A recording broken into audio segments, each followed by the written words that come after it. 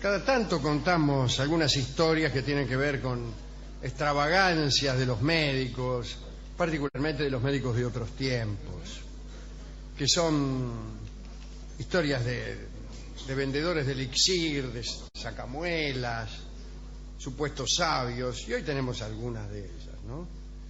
Bueno, José Recuero era un español que vivió en el siglo XVIII. Era ciego.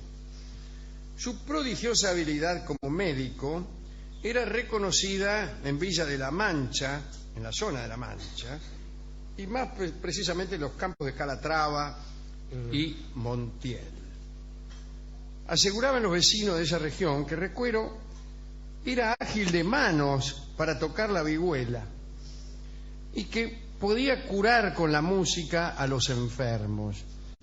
Lo hacía con jotas, fandangos y seguidillas. A ver una jota.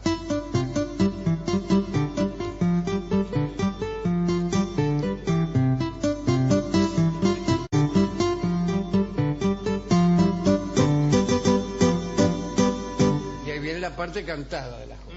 A mí me gusta la jota, la jota que es de Aragón.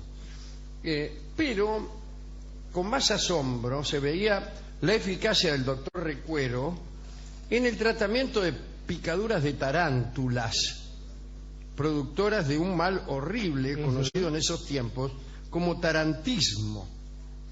El doctor Francisco Cid, miembro de la Academia de Madrid y médico titular del Cabildo de Toledo, escribió un libro para demostrar con curiosos datos que el tarantismo se curaba con la música, del modo que se hacía en la ciudad de Puglia, en Italia. En tal obra se decía que en La Mancha habían muerto muchos por no encontrar quien les tocase la tarantela, o por haber llegado tarde el que iba a tocársela. Este ciego, José Recuero, había viajado a Italia y se había instruido en todas las tarantelas que se tocaban en el país para curar a los picados españoles. Hizo lo que se llama un viaje de estudios medicinales. En febrero de 1783, el noble Manuel de Córdoba sufrió una picadura. Lo picó una araña, lo picó. Ya estaba en su última confesión el tipo, cuando se acercó don José Recuero. Dice la crónica que Recuero peló la viola y empezó con un fandango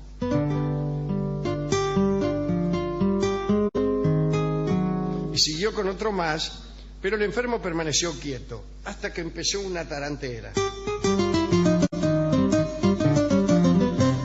Y el enfermo, Manuel de Córdoba, empezó a bailar con ligereza y sin perder el compás. Parecía el más diestro bailarín. Me acabo de convertir. Bueno, espera, ¿a qué se convirtió? Yo no creía en los milagros, pero ahora creo y me convertí al budismo o a cualquier otra religión. Bueno, los presentes se reían de ver bailar a un hombre al que jamás habían visto moverse con ninguna música. José Recuero hizo bailar al enfermo toda la tarde y el enfermo sanó. El método de Recuero fue famoso y muy solicitado, tanto que el rey Carlos III lo llamó cuando enfermó. Y el ciego Recuero tocó para el rey, pero fue en vano, porque al rey no lo había picado ninguna tarántula. Tanto es así que murió. Lástima que no lo había picado una tarántula, porque si no todavía tendríamos a Carlos III como rey de España. Un cirujano poco escrupuloso, esta es otra cosa, ¿no?, del siglo XVIII, pero esta vez en Francia, fue Jacques... Bollier.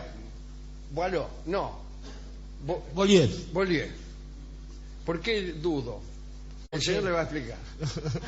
Duda porque en realidad esta conjunción de vocales hace que uno primero no pueda leer bien ahí. Sí. No, pero además Después, todos los tipos que se llaman Bolívar, los que se llaman boaló en realidad tienen sí. que ver con beber el agua, ¿no? Y Claro, son demoníacos, claro. y es muy posible que sean estafadores, como beber el agua. yo tuve miedo de que este Bolívar fuera un chanta de uno de demoníaco. esos tipos, un bevilacqua, Un Drinkwater, ojo al hilo. un agente del demonio. Ahí está. Bueno, este hombre era más conocido por el nombre de Frère-Jacques. Dice que operaba los cálculos hepáticos de un modo sorprendente. Lo notorio en este método de Frère-Jacques es que hacía las operaciones de una forma grosera y muy poco científica.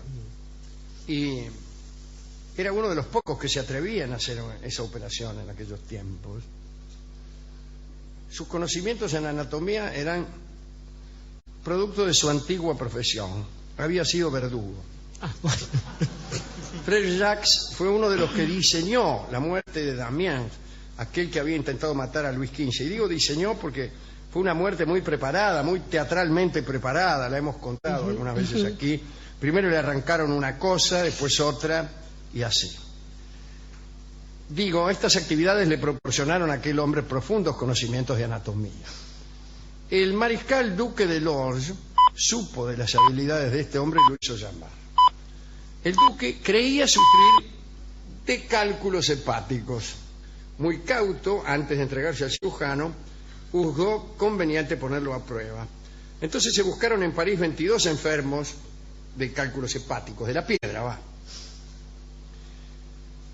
Estos 22 enfermos fueron llevados al palacio del duque y operados por Frère-Jacques ante los ojos de los médicos del rey.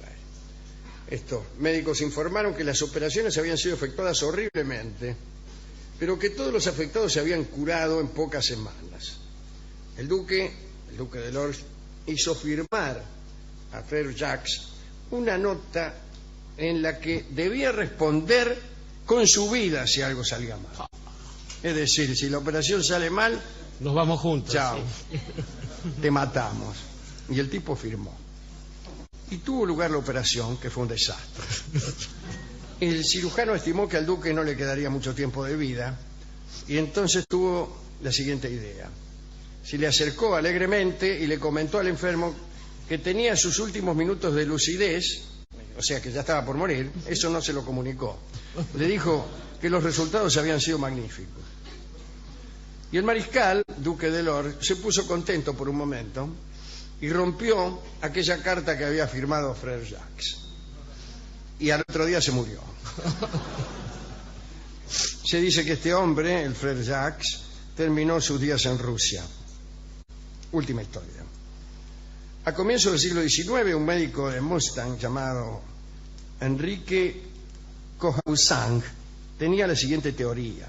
Consideraba que el aire que los pulmones expelían estaba saturado de toda clase de emanaciones, incluso de átomos absorbidos en el interior del cuerpo, y así, de acuerdo con la experiencia, el aliento del enfermo te enfermaba, era infeccioso. Hasta allí todo era más o menos pertinente. Pero Cohausang también aseguraba que el aliento de una persona sana debía contener elementos vigorizantes. Si dicho aliento era inhalado por otros, ingresarían estos elementos vigorizantes a la sangre y todos terminaríamos jóvenes, contentos y felices. Cohausang aseguraba que el más poderoso bálsamo vivificador era el aliento de las muchachas jóvenes, Todavía, en lo cual claro. no le faltaba ciertamente Claro, razón. ¿quién no lo sabe? Cohausang decía haber comprobado que al entrar ese elemento esencial en el torrente sanguíneo de un hombre mayor o enfermo, renovaba la sangre cansada y aceleraba el movimiento del pulso. Me gusta sangre cansada. Sí, está bueno. Es una figura poética interesante. Más interesante incluso desde el punto de vista poético que médico. La sangre cansada que llega casi pidiendo permiso, me Sí. imagino, ¿no? Además, y que sale de las heridas de mala gana. Sí, escéptica, claro. bueno, el caso es que este hombre citaba textos antiguos para adornar su teoría acerca de sus aires rejuvenecedores. Me imagino yo habrá citado a la Sulamnita y cómo la llamaron a compartir el lecho del viejo rey. Plinio, no se dice acá si el viejo o el joven, contaba que en el extremo más alejado de la India vivían hombres que carecían de boca. No comían ni bebían, pero se mantenían vigorosos oliendo. Tenían nariz y entonces olían el perfume de las flores. Y este era uno de los argumentos que esgrimía Khojasan. Las teorías de este hombre tuvieron un éxito efímero. Cuando se publicó una edición inglesa, algunos médicos londinenses aplicaron a sus pacientes el método. Hicieron que los hombres débiles, por enfermedad o por vejez, recibieran el aliento de algunas muchachas que eran especialmente contratadas para ese fin. Debió ser algo digno de verse, me imagino. Estaban todos los tipos ahí medio tambaleándose y las minas. Los resultados no fueron los esperados, dice aquí. Bueno, depende de lo que uno esperara. Quiere decir que los tipos no se curaban. Bueno, en realidad yo justamente hubiera esperado eso. Sí, claro. Así que, bueno, más tarde aparecieron quienes, olvidándose por completo de los fines del tratamiento, pagaban no para curarse, sino porque les gustaba que les soplaran. Pero... Y entonces decían, a ver, hágame soplar un rato que me siento un poco caído. Venía la mina y... No sabemos qué fue del extraño doctor Khojasan. Y así termina esta selección de disparates médicos. Tengo algunos otros, como cualquiera que haya ido alguna vez a hacerse curar algo. Yo no sé a quién quiere dedicar esto usted, pero yo sí. Yo quiero dedicárselo a los médicos argentinos. Incluso quiero dedicárselo a los médicos argentinos, que son los mejores del mundo, ¿no? En todas partes del mundo reclaman médicos argentinos porque reconocen su capacidad.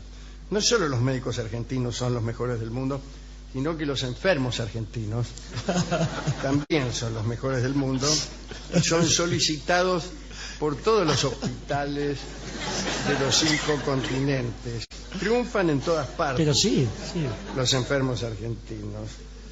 Los enfermos argentinos, los médicos argentinos...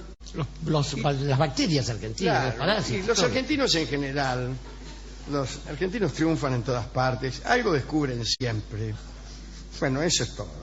A ver, yo había pensado, Alejandro, en un principio aludir a un par de amigos de este programa, San Germán o Cagliostro, José Bálsamo, que se dedicaban a esas cosas, y después me pareció que ya habían sido transitados por allí. Y en realidad, pensé en el comienzo, en lo que usted decía al comienzo del programa, y dije, a ver, tomemos por caso una ciencia humanística, la historia, ¿no? La historia tiene 2 elementos, que son la heurística y la hermenéutica. La heurística consiste en juntar cosas que le permitan no decir algo, y la hermenéutica consiste en interpretarlas. Claro. Bien, esto en general es aquello en lo que debería consistir la medicina. Usted toma un cacho de sangre, por ejemplo, y según la interpreta, la resuelve. Lo que no ha visto en general la gente es que hay otra disciplina que Schopenhauer describió largamente, que es la erística, que es el arte de tener siempre razón.